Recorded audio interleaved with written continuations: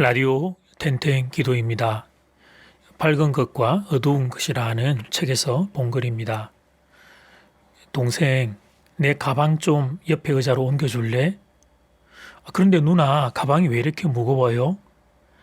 강의료 받았거든. 그래서 그 가방이 그렇게 무거운가? 그러면 누나는 강의료를 동전으로 받았어요. 그때 동생의 그 말을 듣고 얼마나 웃었는지 모른다. 세월이 한참 흐른 지금도 그 가방을 볼 때마다 나는 동생의 유머가 생각난다. 저녁에 단출하게 몇 명을 초대한 날, 오전에 뭐 했느냐는 후배에게 집안 곳곳 미루어 두었던 소독을 했다고 하니, 소독은 나 다녀가고 난 뒤에 해야 하는 것 아니야? 라고 해서 또 잠시 웃었다. 지인이 보내준 톡, 내 아내는 나에게 로또예요. 왜냐하면 맞는 적이 한 번도 없어요. 저는 힘들 때마다 남편 사진을 꺼내봅니다. 왜냐하면 내가 이런 사람과도 살아냈는데 앞으로 못할 게 뭐가 있겠나 그런 생각을 할 수 있기 때문입니다. 며칠 전 자동차 브레이크에 이상이 있어 공업사를 찾았다. 수리를 마치고 나서 이제 괜찮을까요? 물으니 정비사님은 걱정 마십시오. 이제 발냄새만 나도 바로 정지할 겁니다. 라고 하셨다. 운전하다가 브레이크를 밟을 때면 나는 아직도 그분 생각이 나서 혼자서 웃곤 한다. 별거 아닌 유머가 빛나던 그 위트가 오늘의 고단함을 뒤로하고 잠시 웃게 만들어준다. 잠시라도 웃게 해주는 것은 서로 참 기분 좋은 일이다. 행여 그가 의도하지 않았더라도 참 고마운 일이다. 주님 안에 사랑하는 여러분, 우리는 생존의 본능 때문에 불안이나 걱정은 노력하지 않아도 저절로 느끼게 됩니다. 반면 희망이나 감사 그리고 긍정적인 감정은 의도적인 노력이 필요합니다. 그래서 억지로라도 감사하라고 전문가들이 권면하는 것입니다. 일부러 웃으라고 조언하는 분들이 있는 것은 다 그런 이유입니다. 그러니 살면서 웃을 일이 생기걸랑 주위 눈치 보지 말고 마음껏 웃으시기 바랍니다. 그리고 내게 웃음을 주는 그분이 내 곁에 있음을 감사합시다. 그분과 더불어 함께 살다 보면 나도 그분을 닮아 타인에게 웃음을 주는 사람으로 변할지도 모르는 일이기 때문입니다. 그래서 그렇게 될 수 있다면 세상에 그보다 복된 일이 또 어디 있을까요? 오늘 날마다 주께로 큐티 본문은 에스겔 18장 10절에서 20절 말씀입니다. 에스겔 18장 10절에서 20절 말씀. 핑계 없는 무덤은 없다라는 속담이 있습니다. 모든 일에는 이유가 있고 그 이유 때문에 결과가 발생한 것이라는 의미입니다. 그런데 사람들은 그 이유를 인정하지 않고 핑계를 댑니다. 자기 책임을 인정하지 않고 핑계를 댑니다. 심지어 죽은 사람들도 그렇다는 것입니다. 그래서 이런 속담이 생기게 되었습니다.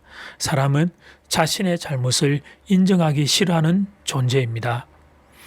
에스겔 18장의 유다 백성들이 딱 그런 모습이었습니다. 하나님이 선지자를 통해 너희들 왜 이렇게 죄악을 행하냐 경책했더니 그들이 하는 말이 우리 조상들이 죄를 짓고 죄 짓기 좋은 이런 상황을 만들어 놓았기 때문에 우리도 자연스럽게 죄를 짓게 되었다라고 대답합니다. 내가 죄를 지은 사실을 인정하기 싫어서 부모 핑계 상황 탓을 한 것입니다. 주님 안에 사랑하는 여러분, 인간은 죄인입니다. 죄를 짓고 싶어서 죄인이고 죄를 지어서 죄인이고 죄를 인정하지 않아서 죄인입니다. 아이들을 키워보면 인간이 죄인이라는 사실을 쉽게 알게 됩니다. 아이들의 잘못을 부모가 지적하면 아이들이 자신의 잘못을 쉽게 인정하지 않습니다. 온갖 변명과 핑계거리를 갖다 댑니다. 그 어린 아이들이, 그 예쁜 아이들이 어디서 그렇게 못된 것을 배우는지 모르겠습니다. 사실은 인간은 모두가 다 죄인이기 때문에 그러는 것입니다. 오늘 본문은 두 가지의 비유를 들고 있습니다. 첫째는 의인의 자녀가 악을 행하는 경우입니다. 안타깝지만 이런 경우가 발생하기도 합니다. 두 번째는 악인의 아들이 선을 행하는 경우입니다. 그런데 성경이 이 두 가지 비유를 든 것은 결국은 각자 자기 자신이 선택한 것임을 강조하는 것입니다. 자기 행위에 대해서 자신이 책임져야 한다는 것입니다. 물론 상황과 환경, 그리고 부모님은 자녀에게 영향을 미칩니다. 그래서 좋은 부모가 되어야 하고 좋은 환경을 구축하기 위해 노력해야 합니다. 그런 노력이 필요 없다는 것은 아닙니다. 그러나 오늘 본문의 초점은 부모님과 환경을 핑계대고 책임을 회피하는 태도에 대해서 다루고 있는 것입니다. 사도 바울이 신약 성경에서 이런 고백을 한 적이 있습니다. 두렵고 떨림으로 나는 구원을 이루어 간다. 바울이 구원의 확신이 없어서가 아닙니다. 하나님 앞에 섰을 때 조금이라도 덜 부끄러운 인생이 되고 싶어 그런 고백을 한 것입니다. 그래서 바울은 날마다 자기를 쳐서 복종시켰습니다. 남 핑계 대지 않고 구원, 하나님의 그 놀라운 구원의 은혜 받은 그 영광스러운 백성다운 삶을 살기 위해 그가 그의 자리에서 최선을 다했던 것입니다. 사랑하는 교회 여러분, 하나님은 한 명이라도 한 영혼이라도 더 구원하고 싶으실 것입니다. 우리를 사랑하셔서 당신의 하나밖에 없는 아들을 내어주신 분이시니까요. 저는 그렇게 믿습니다. 하나님은 한 영혼에도 더 구원하기 위해 마음을 넓혀주실 겁니다. 그러나 여러분, 그것은 하나님의 입장이고 우리는 어떠해야 할까요? 두렵고 떨림으로 구원을 이루어 가야 합니다. 하나님 앞에 섰을 때 조금이라도 덜 부끄러운 인생이 되기 위해 자신을 돌아보아야 합니다. 다른 사람과 나를 비교할 일이 아닙니다. 하나님 앞에 단독자로 내가 섰을 때를 생각하고 오늘을 살아야 합니다. 바라기는 이 귀한 마음이 여러분 모두에게 있게 되기를 주님의 이름으로 축복합니다. 이제 첫 번째 기도 시간입니다. 받은 말씀과 개인 기도 제목을 가지고 함께 기도하는 시간입니다. 이 시간 다 함께 마음을 모아 주님 앞으로 나아가겠습니다.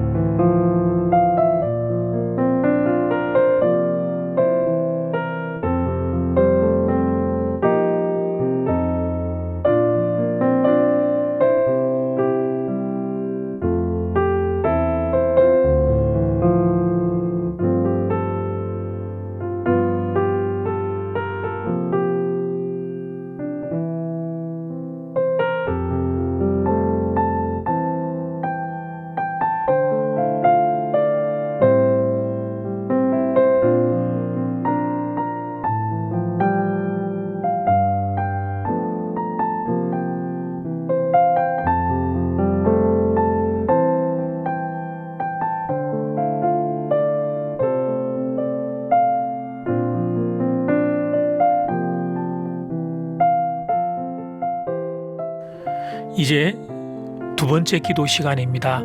코로나 확진자가 증가 추세에 있습니다. 오리진과 박력진에게 힘을 더하여 달라고, 아픈 분들은 치료해 주시고 바이러스가 사라질 수 있도록 은혜를 베풀어 달라고, 바이러스 때문에 경제적 어려움을 겪는 분들을 긍휼히 여기시고 하늘 문을 열어 달라고, 이 시간 다 함께 마음을 모아 기도드리겠습니다.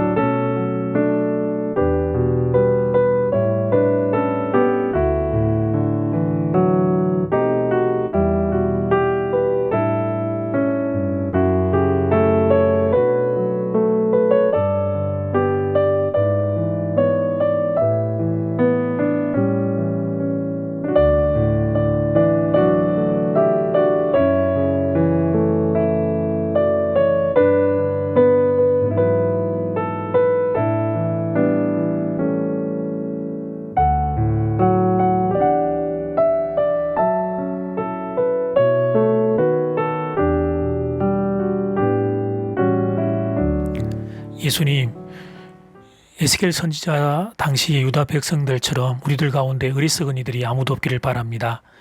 핑계와 변명으로 하나님을 향하여 나아가지 않고 여전히 죄악 가운데 방황하는 이들이 아무도 없기를 바랍니다.